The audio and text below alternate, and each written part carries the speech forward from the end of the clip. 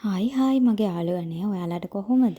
ඉතින් අද මම වීඩියෝ එකෙන් අරන් ආවේ අපි කොච්චර මහන්සි වෙලා වැඩ කළත් ඇයි දවසින් දවසට ධනය වාසනාව දුරස් වෙලා යන්නේ කියලා. ඔයා කවදාවත් හිතලා තියෙනවද? ඉතින් සමහර වෙලාවට ඒකට හේතුව අපේ නිවස ඇතුළෙම තියෙන කුඩා දේවල් වෙන්න පුළුවන්. ඉතින් අපි ඒ මොනවද කියලා බලමු. අංක 1. අපිරිසිදු සහ අසංවිධාන නිවස.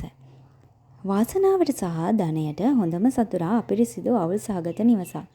අවශ්‍ය නැති බඩු, කඩුල්ලක් වගේ ගොඩ ගැහිලා තියෙන දේවල්, කුණු බඳුන්, දිගු වෙලාවක් හිස් නොකර තියාගන්න එක.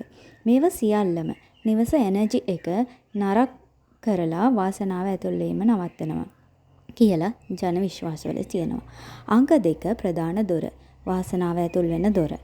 නිවසේ ප්‍රධාන දොර කියන්නේ වාසනාව ඇතුල් වෙන ප්‍රධාන මාර්ගය. ඉතින් මේ ඒ දොර අසල සපත්තු බඩු කුණු ගොඩ ගහිලා තියෙනවා නම් ඒක වාසනාවට බාධාවක්.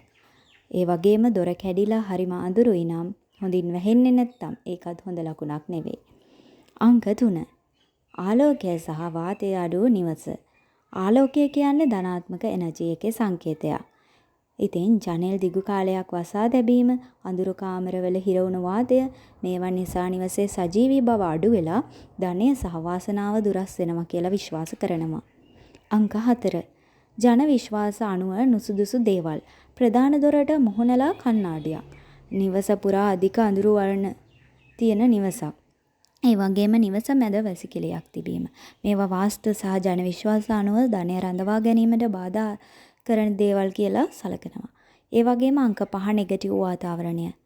නිතර ගැටුම්, කෝපය, නරක වචන, අසන්සුන් ශබ්ද මේ වගේ දේවල් තියෙන නිවසක් වාසනාවට හරි සංසුන්ව නවතින්න පුළුවන් තැනක් නෙවෙයි. ඒ වගේම අංක 6 කෘතඥතාව නැතිවීම. අපිට තියෙන දේ අගය නොකිරීම. නිතර පැමිණිලි කිරීම. මුදල් කළමනාකරණය නැතිවීම. මේවාත් ධනය අපෙන් දුරස් වීමට විශාල හේතු. වාසනාව කියන්නේ අහසේ ඉඳලා හදිසියෙ වැටෙන දෙයක් නෙවෙයි. අපි ජීවත් වෙන තැන, අපි හදන වාතාවරණය, අපි හිතන සිතුවිලි එකට එකතු වෙලා වාසනාව අපි වෙත ගෙන එනවා. ඒ නිසා අදින් පස්සේ ඔයාගේ නිවස ටිකක් පිරිසිදු කරලා, ආලෝකය ඇතුල් කරලා, හොඳ සිතුවිලි එක්ක ජීවිතය ආරම්භ කරලා බලන්න.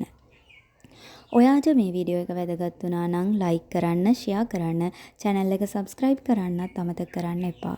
ඊළඟ වීඩියෝ එකකින් මේ වගේ අලුත් දෙයක් කතා කරමු. ඔයාලා හැමෝටම සුබ දවසක්. bye bye.